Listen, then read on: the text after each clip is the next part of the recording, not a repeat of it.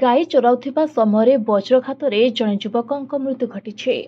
କନ୍ଧମାଳ ଜିଲ୍ଲାର ବାଲିଗୁଡ଼ା ଥାନା ଅନ୍ତର୍ଗତ ସେନ୍ଦ୍ରି ଗାଁ ପଞ୍ଚାୟତ ବରିପଡ଼ା ଗାଁରେ ବଜ୍ରାଘାତ ମାରିବା ଦ୍ୱାରା ଜଣେ ଗାଈ ଚରାଉଥିବା ଯୁବକଙ୍କ ମୃତ୍ୟୁ ହୋଇଥିବା ବାଲିଗୁଡ଼ା ଥାନା ପକ୍ଷରୁ ଜଣାପଡ଼ିଛି।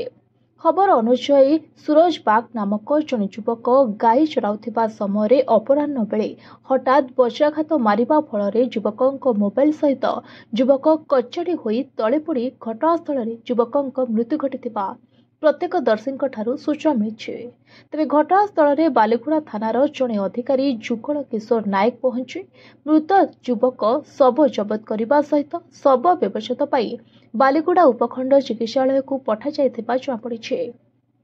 ତେବେ କିଛିଦିନ ପୂର୍ବରୁ ଆଉ ସେହି ଅଞ୍ଚଳରେ ବଜ୍ରାଘାତର 11 ଗୋଟି ଗୃହପାଳିତ ପଶୁଙ୍କର ମୃତ୍ୟୁ ହୋଇଥିବା ବେଳେ ଆଜି ପୁଣି ଏହି ଘଟଣାକୁ ନେଇ ଅଞ୍ଚଳରେ ଏକ ଭୟର ବାତାବରଣ ସୃଷ୍ଟି ହୋଇଥିବା ଜଣାପଡ଼ିଛି। ତେବେ ସ୍ଥାନୀୟ ପ୍ରଶାସନ ପକ୍ଷରୁ ତଦନ୍ତ କରି ଦୈବୀ ବିପର୍ଯ୍ୟୟ କ୍ଷୟକ୍ଷତି ମାଧ୍ୟମରେ ନିରୀହ ଲୋକଙ୍କୁ ସରକାରୀ ସହାୟତା ପ୍ରଦାନ କରିବା ଆବଶ୍ୟକ ଅଛି ବୋଲି ବୁଦ୍ଧିଜୀବୀ ମହଲରେ ଚର୍ଚ୍ଚା ହେଉଛି। କନ୍ଧମାଳ ଜିଲ୍ଲା ବାଲିଗୁଡ଼ାରୁ ରୋହନ କୁମାର ନନ୍ଦଙ୍କ report, voice of Odisha live.